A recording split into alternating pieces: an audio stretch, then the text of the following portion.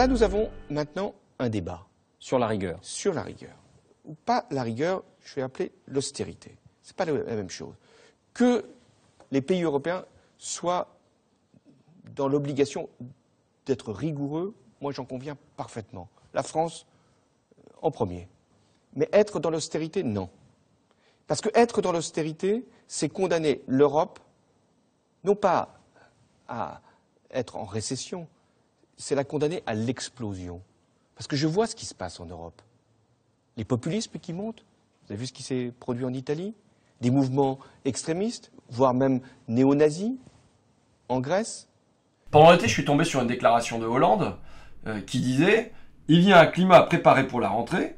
Sur les retraites, sur le budget, sur le financement de la protection sociale, nous serons amenés à dire des choses. » Et on devine déjà les choses que Hollande et son équipe vont nous dire, qu'il faut réformer les retraites, qu'il faut geler les salaires, en tout cas le SMIC, qu'il faut flexibiliser l'emploi, qu'il faut diminuer les budgets des services publics. Bon, en fait, cette politique, c'est une politique d'austérité ou une politique de rigueur, on ne va pas jouer sur les mots, qui est la même que celle qui est menée au Portugal, en Espagne, en Italie, enfin à travers quasiment toute l'Europe.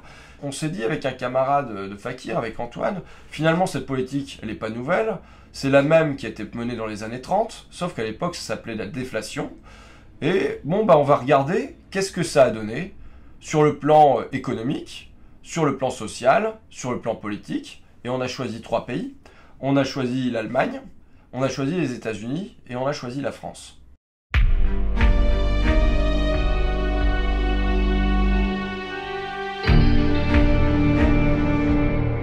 En Allemagne, il y a cette image dans tous les documentaires, dans tous les films, on voit des gens aller acheter leur baguette de pain avec des brouettes de billets ou alors 3 patates. Pour acheter 3 patates, il leur faut un sac de pièces tellement le marque a perdu de sa valeur. Et on nous dit, regardez, à cause de l'hyperinflation, à cause de l'augmentation des prix colossale, eh bien les nazis sont arrivés au pouvoir. Le marque s'effondre, c'est l'inflation. L'argent perd toute sa valeur. Il faut des millions de marques pour acheter une miche de pain. Et qui est responsable, demande la droite. Elle se déculpabilise en désignant des boucs émissaires. Les alliés qui ont gagné la guerre, les démocrates sociaux et les juifs, bien sûr. C'est une mythologie. Pourquoi? Parce qu'en 1930, quand la crise apparaît en Allemagne, l'hyperinflation est déjà un mauvais souvenir. Elle a été très largement endiguée. Et la politique qui va être menée face à la crise, c'est l'inverse. C'est une politique de déflation. Et c'est un centriste, Heinrich Brüning, le chancelier allemand, qui va la mener entre 1930 et 1932. Et de manière très sévère. Il va d'abord baisser de 10% les salaires des fonctionnaires, puis de 14% les salaires des fonctionnaires et des ouvriers. Il va se vanter d'avoir baissé de 20 à 25% tous les salaires dans le pays sans avoir eu à affronter aucune grève dure.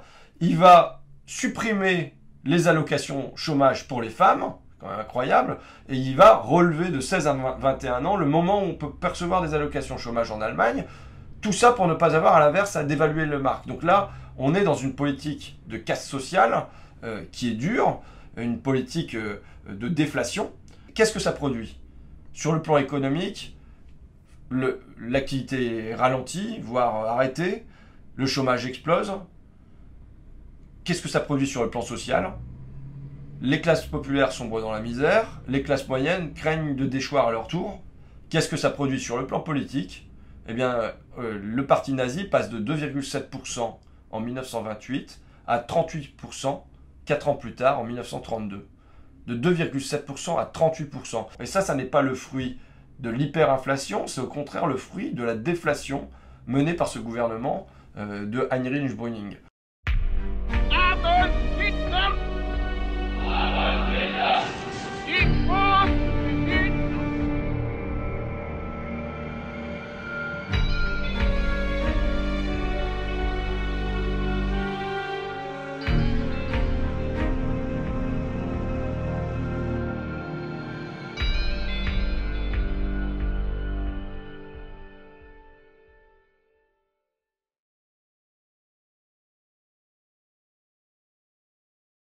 Au moment de la crise de 29, celui qui dirige, c'est Herbert Hoover. Il a été élu en 1928 dans un contexte très favorable. Tout allait bien, c'est les années 20, c'est les années folles, la prospérité est au rendez-vous. à tel point que dans un discours de 1928, lors de son investiture, il annonce que d'ici quelques années, les États-Unis auront complètement fait disparaître la pauvreté. Donc on est complètement sur un discours très optimiste. Voilà, on annonce les choses telles quelles. On ne voit pas du tout venir le grand crack de 1929 qui va ruiner tous les petits épargnants qui avaient fait confiance à la bourse, au système pour s'enrichir.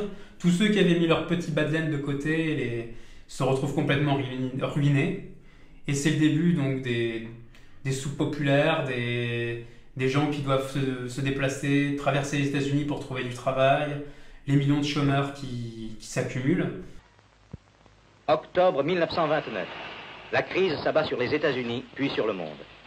On a trop produit dans tous les genres et dans tous les pays.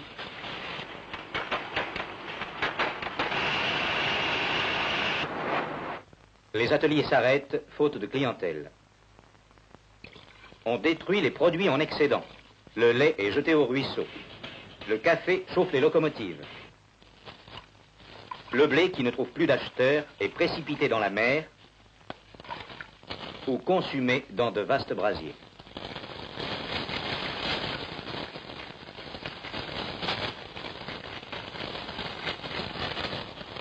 Pendant ce temps, les chômeurs mourraient de faim s'ils n'étaient aidés par la charité publique ou privée.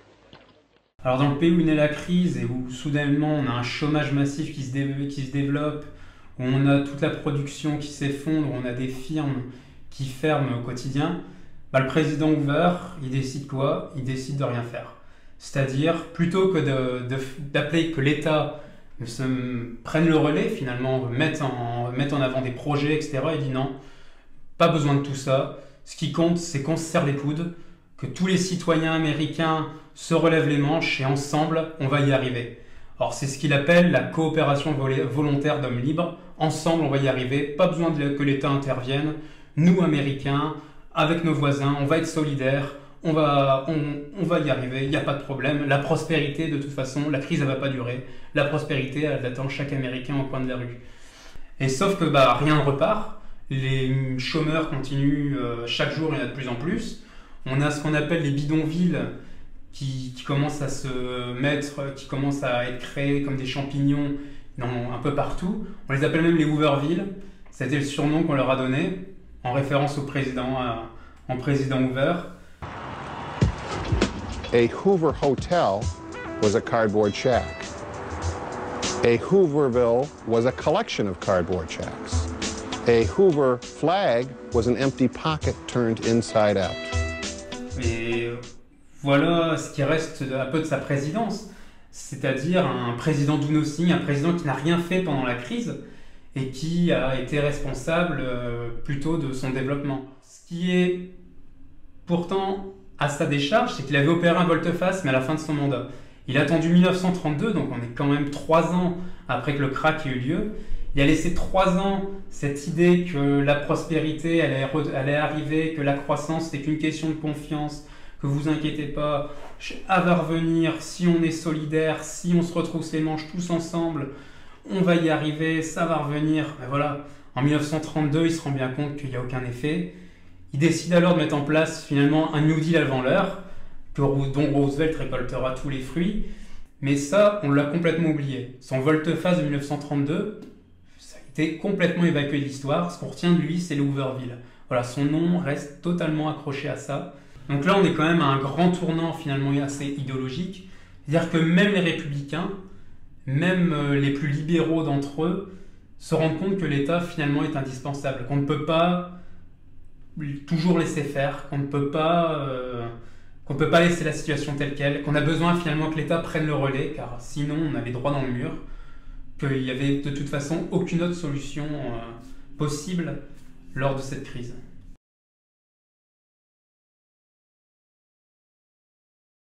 En France, on ne va pas briller par l'originalité. La crise est dans un premier temps plus tranquille, et donc on fait de la déflation pépère. Dans un premier temps, on refuse de dévaluer le franc, alors que les autres monnaies, la livre, le dollar, sont dévaluées. Et du coup, la crise, elle se prolonge plus qu'elle s'est prolongée ailleurs. Entre 1933 et 1936, l'activité recule en France de 4%, alors qu'elle augmente aux États-Unis, alors elle repart en Grande-Bretagne. Et donc là, on a une crise qui perdure. La France, qui semblait à l'abri et où l'or continuait d'affluer, est touchée à son tour en 1931. Grève dans les textiles.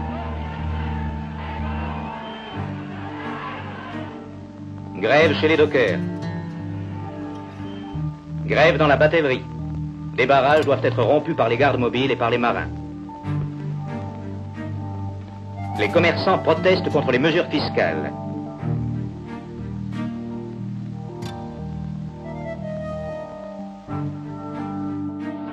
Les paysans manifestent, parfois violemment, contre les mesures agricoles.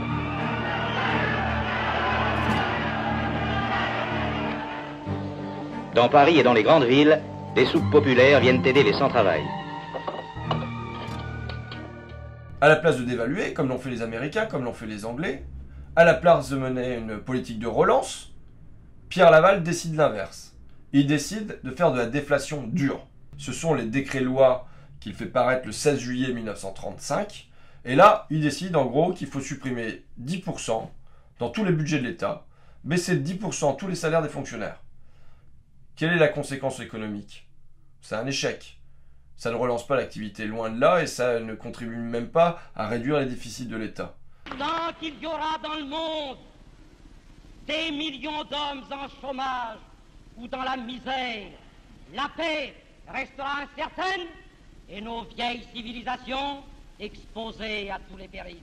Quelle est la conséquence sociale? C'est un mécontentement chez les travailleurs et chez les fonctionnaires.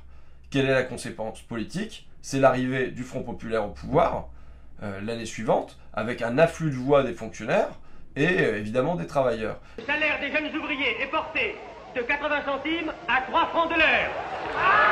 Le veilleur de nuit passe de 1,75 à 4,50. Aucune sanction ne sera prise et par conséquent, les journées de grève seront payées intégralement. 15 jours de congés payés pour tout le monde. Et le slogan de Léon Blum sur ces questions, c'était ni déflation, ni dévaluation.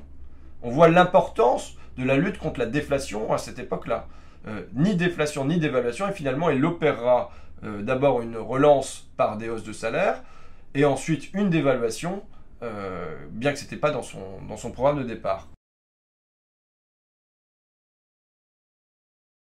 En Allemagne, aux États-Unis, en France, toutes ces politiques de déflation ont conduit à l'échec économique.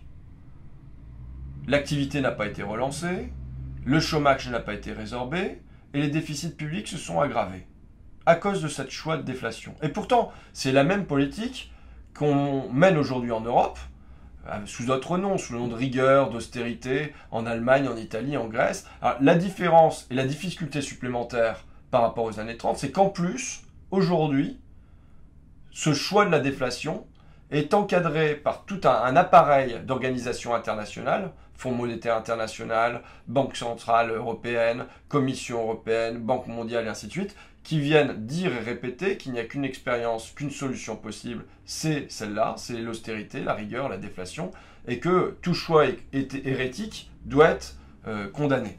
Depuis le printemps dernier, la Grèce est engagée dans un vaste programme d'austérité que la population a bien du mal à accepter. Sous la pression de l'Union européenne et du FMI, la Grèce vient de voter de nouvelles baisses de salaire de 10 à 25% pour le secteur privé et les entreprises publiques. La TVA sur les produits de consommation courante augmente de 2 points à 13%. Malgré les manifestations violentes, le gouvernement est bien décidé à poursuivre sa politique de rigueur. Quelle leçon tirer de tout ça? On pourrait dire c'est qu'il n'y a pas de leçon. C'est qu'il n'y a pas de fatalité historique, c'est qu'il n'y a pas de loi économique, puisque le même choix de déflation, le même échec, conduit à l'arrivée à 3 solutions politiques différentes. Le régime nazi en Allemagne, le New Deal aux États-Unis, le Front populaire en France. C'est-à-dire que ça peut conduire à ce qu'il y a de pire, ce qu'il y a de meilleur, en fonction, disons, des traditions nationales, des forces en présence, des réactions populaires, des organisations politiques existantes, du mode d'élection. Bon, ça nous donne une responsabilité supplémentaire. Ce que ça veut dire que l'issue de la crise d'aujourd'hui, elle n'est pas écrite. La partie, elle n'est pas gagnée, elle n'est pas perdue d'avance. Elle dépend de ce que les hommes et nous nous en ferons. Mais être dans l'austérité, non. Parce que être dans l'austérité, c'est condamner l'Europe, non pas à être en récession, c'est la condamner à l'explosion. Parce que je vois ce qui se passe en Europe. Les populismes qui montent, vous avez vu ce qui s'est produit en Italie, des mouvements extrémistes, voire même néo-nazis, en Grèce.